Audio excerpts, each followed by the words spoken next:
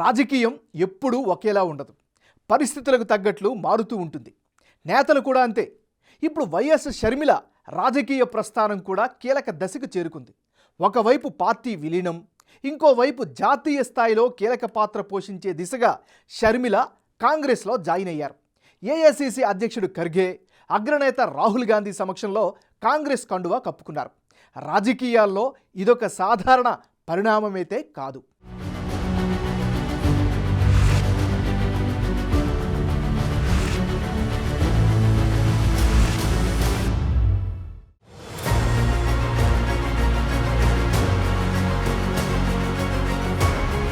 కాంగ్రెస్లో వైఎస్ఆర్టీపీ విలీనం,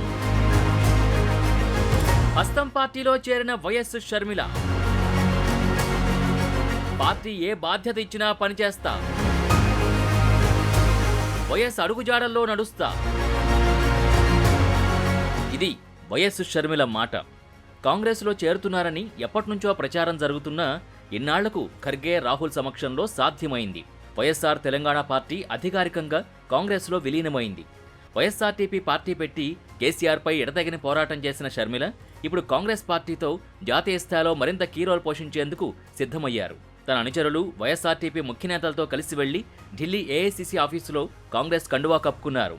ఆ తర్వాత సోనియా గాంధీని మర్యాదపూర్వకంగా కలిశారు.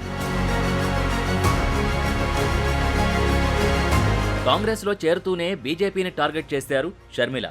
దేశంలో అతిపెద్ద సెక్యులర్ పార్టీ కాంగ్రెసేనని, అన్ని వర్గాల్ని కలుపుతూ కాంగ్రెస్ పార్టీ పనిచేస్తుందన్నారు.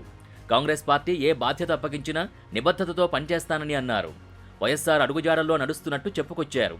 రాహుల్ గాంధీని ప్రధాని చేయాలి అన్నది తన తండ్రి వైఎస్ రాజశేఖర రెడ్డి కల అని, దాన్ని నెరవేర్చే యత్నంలో తాను భాగస్వామిని అవుతున్నందుకు షర్మిల సంతోషం వ్యక్తం చేశారు. కాంగ్రెస్ పార్టీ దేశంలో ప్రతి ఒక్కరి ఆకాంక్షలు నెరవేరుస్తుందన్న నమ్మకం తనకుందన్నారు.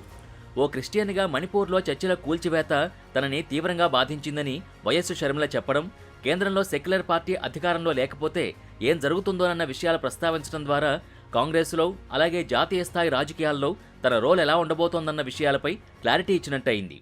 ఈరోజు వైఎస్ఆర్ తెలంగాణ పార్టీని కాంగ్రెస్ పార్టీలో విలీనం చేస్తున్నందుకు రాజశేఖర రెడ్డి బిడ్డగా నేను సంతోషిస్తున్నా. ఎందుకంటే ఈ రోజు నుంచి వైఎస్ఆర్ తెలంగాణ పార్టీ కాంగ్రెస్ పార్టీలో భాగమై, కాంగ్రెస్ పార్టీ ఉన్నంత వరకు వైఎస్ఆర్ తెలంగాణ పార్టీ కూడా కాంగ్రెస్ పార్టీలో భాగమై ఉంటుంది. కాబట్టి వైఎస్ఆర్ తెలంగాణ పార్టీ నాయకులు, వైఎస్ఆర్ తెలంగాణ పార్టీ కార్యకర్తలు నాతో పాటు ఈరోజు చాలా సంతోషంగా ఇండియన్ నేషనల్ కాంగ్రెస్ పార్టీలో విలీనం కావడం జరుగుతుంది.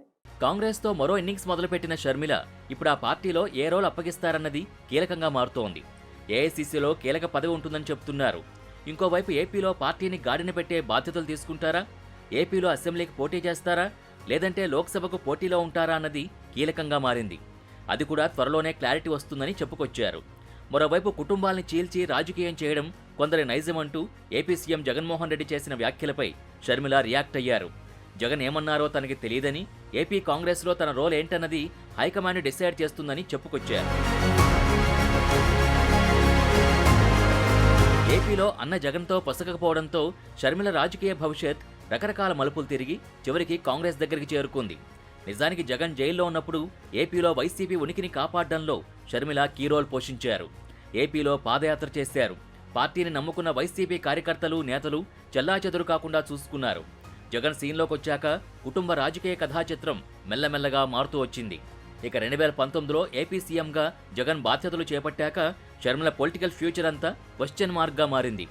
మరోవైపు ఆస్తి పంపకాల విషయంలోనూ విభేదాలొచ్చాయన్న టాక్ ఉంది. ఏపీలో ఇక అన్న జగన్తో కుదరదని తెలిసి తెలంగాణకు షిఫ్ట్ అయ్యారు. ఇక్కడ వైఎస్ఆర్టీపీ పేరుతో పార్టీ పెట్టారు, పాదయాత్ర చేశారు.